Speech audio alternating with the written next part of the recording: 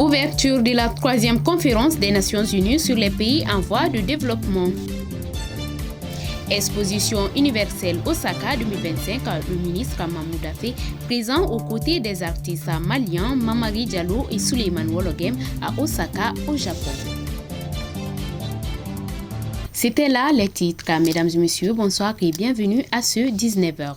Ce lundi 4 août 2025, le général d'armée Assimi Goïta, président de la transition, a présidé une séance de travail consacrée à la présentation détaillée de la vision à long terme intitulée Malikura Nyeta Siraka Ben sans Bafla Anibi Woroni Sabama. Cette rencontre tenue en présence de ses plus proches collaborateurs avait pour objectif de garantir une appropriation pleine et entière de ce projet d'envergure par les plus hautes autorités. Plus de précision avec Zanga Ouattara. En effet, cette vision, fruit d'un processus de réflexion approfondie, conduit sous le leadership du chef de l'État, CV un cadre stratégique fédérateur, structuré autour d'une ambition claire, faire du Mali une nation souveraine, prospère, stable et résiliente, portée par une croissance durable et inclusive. À l'issue de la séance de travail, le ministre de l'Économie et des Finances, M. Aluseni Sanou, a rappelé les grandes lignes de cette initiative novatrice. Selon ses propos, cette vision décline les perspectives de développement du Mali sur une période de 40 ans articulée en 4 phases. Elle repose sur 11 projets structurants et ambitionne d'atteindre un taux de croissance économique de 10% à partir de 2033 jusqu'en 2063. Il a souligné que pour réussir sa mise en œuvre, un engagement constant et résolu des plus hautes autorités est indispensable. Par ailleurs, cette vision adoptée par décret en janvier 2025 place résolument le citoyen malien au centre de l'action publique. Elle considère chaque citoyen non plus comme un simple bénéficiaire des politiques de développement, mais comme un acteur à part entière capable de contribuer activement à la transformation de la société. Dans cette optique et afin de garantir un pilotage efficace et rigoureux de la mise en œuvre, 2 organes de gouvernance seront prochainement institués. Il s'agira d'un comité présidentiel de développement placé sous l'autorité directe du chef de l'État, chargé du suivi stratégique du processus, ainsi que d'un comité technique logé au sein du ministère de l'Économie et des Finances qui assurera le suivi opérationnel et l'évaluation de la progression des projets. La ville d'Awaza au Turkménistan abrite depuis ce mardi 5 août 2025 la 3e conférence des Nations Unies sur les pays en développement sans littoral. Le Premier ministre Abdoulaye Maïga a pris part à la cérémonie d'ouverture présidée par le chef de l'État du Turkménistan, Sedar Berdimuhamedov, en présence du secrétaire général de l'ONU, Antonio Guterres. Suivons ensemble pour plus de précisions. Après Almaty au Kazakhstan en 2003 et Vienne en 2014, c'est Awaza, la ville touristique du Turkménistan, qui abrite cette rencontre de 4 jours. Une rencontre qui offre l'opportunité d'explorer des solutions, de forger des partenariats, de relever des défis et de libérer leur plein potentiel pour un avenir plus équitable et plus prospère dans les 32 pays en développement sans littoral qui ont une population de plus de 570 millions d'habitants. Dans leur message, les représentants des 32 pays en développement sans littoral ont exprimé leurs inquiétudes et préoccupations. Le plan d'action d'Awaza 2024-2034,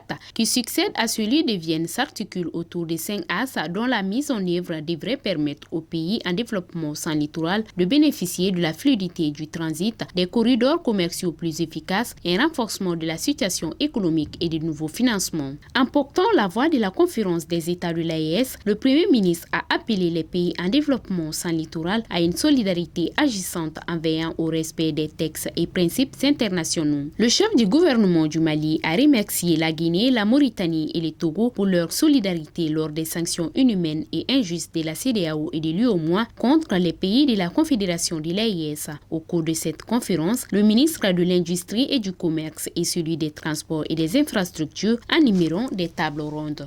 Toujours avec les actualités, le ministre de l'Artisanat, de la Culture, de l'Industrie hôtelière et du Tourisme, M. Mamouda Faye, à sa qualité de parrain, a participé au vernissage de l'exposition d'art contemporain des artistes maliens Mamadi Diallo, résident au Japon, et Souleymane Wologem, basé au Mali, en marge de l'exposition universelle d'Osaka 2025 au Japon.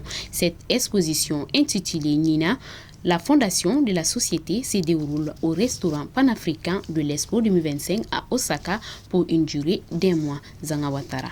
Ce vernissage de l'exposition de ces jeunes artistes maliens s'inscrit en droite ligne de la vision de son Excellence le général d'armée Assimi Goïta, président de la transition, qui a décrété l'année 2025 comme année de la culture au Mali, dans une dynamique promotion accrue des talents du Mali et de la diaspora.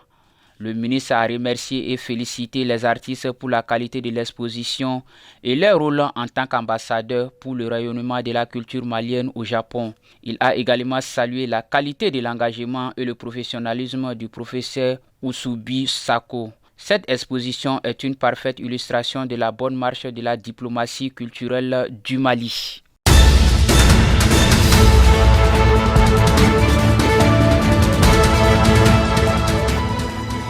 Les informations hors de nos frontières, c'est avec Mariam Kouni. La Nigériane Mariam Boubacar Hassan, plus connue sous son nom de scène Al-Mislam, a été désignée ambassadrice mondiale de la paix, poétesse activiste des droits humains et panafricaniste. Elle devient la première personne à occuper ce rôle, à la croisée de l'art, du plaidoyer et de l'action politique. Marquée par les violences liées à l'insurrection de Boko Haram dans le nord-est du Nigeria, elle a orienté son engagement vers la défense des droits des femmes, l'autonomisation des jeunes et la promotion de la paix dans les zones de conflit. Sa poésie percutante et viscéralement politique est devenue un outil de mobilisation dans les communautés affectées par la violence et les déplacements. Au Soudan, le choléra prend de plus en plus de l'ampleur. En une semaine, 2345 nouveaux cas ont été ressentis par le ministre de la Santé. À cela s'ajoutent plus de 21 décès selon l'annonce des autorités ce mardi. Ces derniers chiffres portent le bilan total des décès de choléra à 2408 sur 96 681 personnes affectées depuis le 12 août 2024. Ce dimanche, l'UNICEF estimait à plus de 1180 les cas de choléra dans cette région, dont environ 300 chez les enfants avec au moins 20 décès. Une évolution rapide de la maladie dans cette ville qui accueille depuis avril dernier plus de 500 000 déplacés de guerre.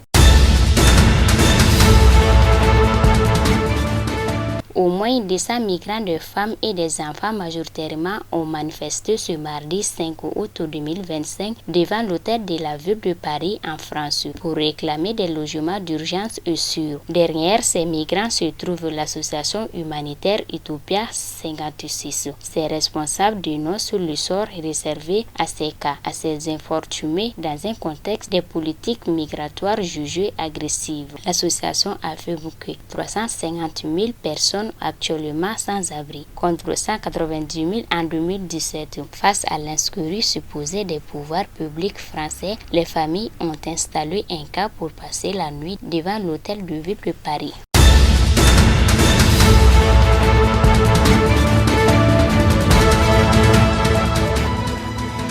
Voilà, c'est tout pour ce soir. Merci de nous avoir suivis. Bonne suite de programme sur Kene TV.